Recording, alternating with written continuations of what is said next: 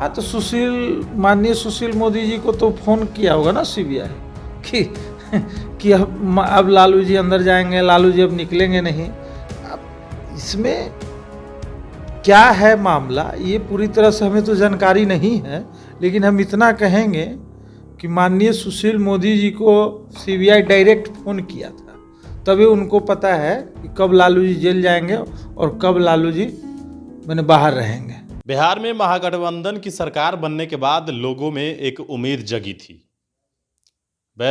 जब एनडीए की सरकार थी उस वक्त पर्चा लीक होता था, बीपीएससी पेपर उस वक्त भी लीक हुआ। अब देखिए, जब तेजस्वी यादव सरकार में है और युवाओं को उनसे उम्मीद है और ऐसे में बीएसएससी का पेपर लीक हो गया। अब देखिए, भारतीय जनता पार्टी जो है वो सीबीआई जांच की मांग कर रही है और साथ ही पप्पू यादव जो हमेशा एनडीए के जब शासन था तो सड़कों पर नजर आते थे। इन दिनों बीएसएससी पेपर को लीक जिस तरीके से हुआ है उसको लेकर लगातार छात्र जो हैं परेशान हैं और अब एक पाली का पेपर भी रद्द कर दिया गया है। ऐसे में पप्पू यादव क्यों खामोश हैं? इन तमाम मुद्दों पर बातचीत करने के लिए हमारे साथ जाप के युवा प्रदेश अध्यक्ष राजू दानवीर हैं। बात करते हैं। ऐसे तो एनडीए की सरकार में आप लोग सड़कों पर रहते थे, अभी चुप क्यों? आपका देखने का जो नज़रिया है ना वो एनडीए के नज़र से देखते हैं लगता है। आप हमारे छात्र विंग को देखिए, रोज आंदोलन कर रहे हैं। हमारे नेताजी का रोज स्टेटमेंट देखिए।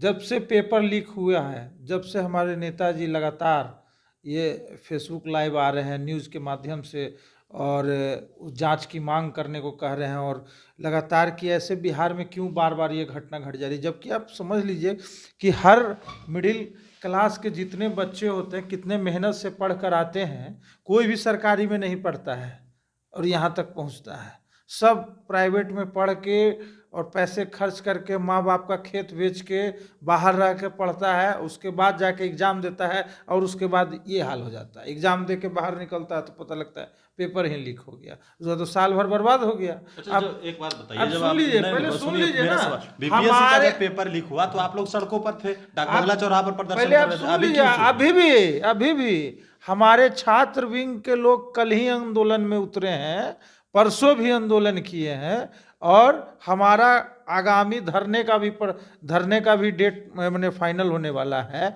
और लगातार हम लोग आंदोलन कर रहे हैं। ये भूल जाइए कि एनडीए में नहीं थे, महागठबंधन में आप कर रहे हैं।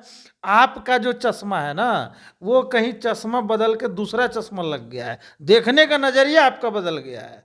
हमारे नेता कौन दिन नहीं है जो छात्रों के हित में नहीं आवाज उठा रहे हैं, चाहे सरकार किसी की भी हो। हम साफ बोलते हैं कि जांच होनी चाहिए और जांच अच्छे से होनी चाहिए, उसमें जो भी संलिप्त है उस पर कार्रवाई होनी चाहिए, क्योंकि ये बच्चों की भविष्य की बात है।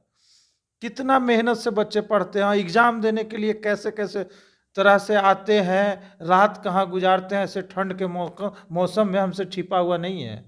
अच्छा, एक सवाल ये है कि नीतीश कुमार तो अलग हुए महागठबंधन से, महागठबंधन में गए, एनडीए से अलग हुए, दिल्ली दौरे पर गए, दिल्ली में सभी नेताओं से मिले, अब फिर बिहार यात्रा पर क्यों बदल गए?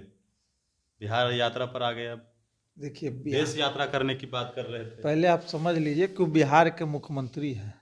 बिहार के मुख्यमंत्री हैं तो उनका ये फर्ज बनता है कि बिहार के हर जिला में पहुँचे और जिला का मुआयना करें, जिला के लोगों से मिले, जिला में क्या हो रहा है नहीं हो रहा वहाँ के फीडबैक ले।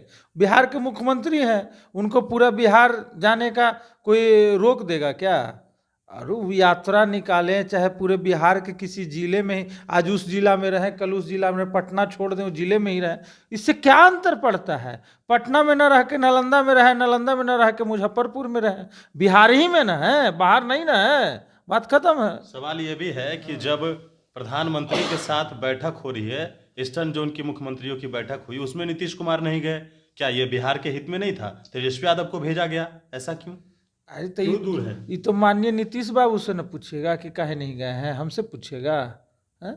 अरे हमारा क्वेश्चन हमसे पूछेगा। बिहार के हित में था ना, आप बिहार के हित की बात कर रहे हैं। हम कह रहे हैं कि कोई भी यहाँ सीएम गए, डिप्टी सीएम गए, ठीक है, अब कौन गए नहीं गए, उस समय क्या हुआ नहीं हुआ, ये क्वेश्चन तो माननीय नीतीश बाबू से पूछिएगा, सीएम जी से पूछिएगा, हमसे थोड़े पूछिएगा। हम तो बिहार के हित में तो बिहार की ना आवाज की बात करेंगे कि दिल्ली कौन गए मिलने और दिल्ली कौन नहीं गए, ये बताने के लिए हम थोड़े बैठे हुए ये तो हैं। बिहार के हित में है। देखिए, नमामि गंगे को लेकर बैठक हो रही है, फिर से तेजस्वी यादव प्रधानमंत्री से मिलने जा रहे हैं, नीतीश कुमार नहीं जा रहे हैं। कैसे देख रहे हैं आप इसको? आप इसको देखते कैसे? देखते हैं कैसे, इसमें देखने का कौन बात है। ज्वाइंट सरकार है, दोनों महागठबंधन है, एक सीएम एक डिप्टी सीएम है। सीएम भेज सकते हैं डिप्टी सीएम को, डिप्टी सीएम के एब्सेंट में और कोई भी जा सकता है, इसमें कौन बड़ी बात है। लेकिन मुख्यमंत्री क्यों दूर हैं बिहार के हित से? सबसे बड़ी बात है कि बिहार का कोई यदि बात हो, बिहार के आवाज की बात हो, तो उसमें ना पूछेगा। अब इसमें कौन आदमी क्यों नहीं जा रहा है, उसमें हम क्यों बताएं। महागठबंधन के नेता ये क्यों कहते हैं कि केंद्र सरकार सौतेला व्यवहार कर रही है, सरकार से जब मिलने ही नहीं जाते हैं? बड़ी बात है कि केंद्र सरकार तो सौतेला व्यवहार की ही है। बिहार में आके क्या क्या वादे करके गए हैं, वादे पूरा कर दिए। बिहार में रोजगार दे दिए, छात्रों के साथ क्या क्या हुआ वो कर दिए हैं। पलायन का जो स्थिति था वो बंद हो गया। यहाँ बहुत सारे स्कूल कॉलेज खुलने थे, खुल गए, बहुत सारे रोड आने थे, हो गए। अरे माननीय मोदी जी ने चुनाव के समय में क्या क्या कहा, सब हवा हो गया। तो सौतेला व्यवहार तो कर ही दिए, यहाँ से सब वोट लेके चले गए, पूरा लोकसभा का सीट उनको मिल गया, दोनों बार मिला, दोनों बार लगभग मिला ही ना। लेकिन बिहार को क्या दिए, बिहार को मेट्रो दे दिए, बुलेट दे दिए। मेट्रो तो है ही, बुलेट दे दिए बिहार को, नहीं ना। तो सौतेला व्यवहार तो किए ही। बुलेट बनेगा उनके राज्य में, बुलेट ट्रेन चलेगी उनके राज्य में, सबसे स्टेडियम बनेगा उनके राज्य में, हर चीज बनेगा उनके राज्य में। बिहार से वो पूरा वोट लेके जाएंगे और बिहार को कुछ नहीं देंगे। तो सौतेला व्यवहार तो किए, इसमें बोलने की क्या बात है, हर जनता जानती है, पूछ लीजिए जाके।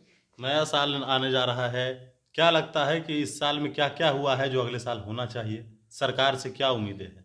देखिए, नए साल में सरकार से उम्मीद, खासकर मेरा आप ओपिनियन माने तो हम नए साल में यही कहेंगे, जो वर्तमान में सरकार है, कि आप 3 चीज यहाँ पर अवेलेबल कर दीजिए। एक, शिक्षा को सुधार दीजिए, स्वास्थ्य को सुधार दीजिए, और तीसरा है जो कि रोजगार का व्यवस्था कर दीजिए, ताकि जो पलायन की स्थिति है वो रुक जाएगा। शिक्षा सुधरने से यहाँ की इकोनॉमी भी जो बाहर जाती है वो भी रुक जाएगी, और अच्छे से लोग यहाँ पढ़ेंगे और अच्छे से एग्ज़ाम देंगे, पेपर भी लीक नहीं होगा, तरक्की भी आगे बढ़ेगी।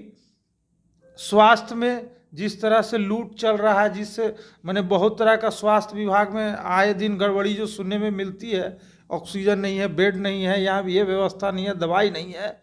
तो शिक्षा, स्वास्थ्य और रोजगार, ये 3 चीज पर जो सरकार है वर्तमान अभी, वो सुधार दे, यही हम सरकार से चाहते हैं।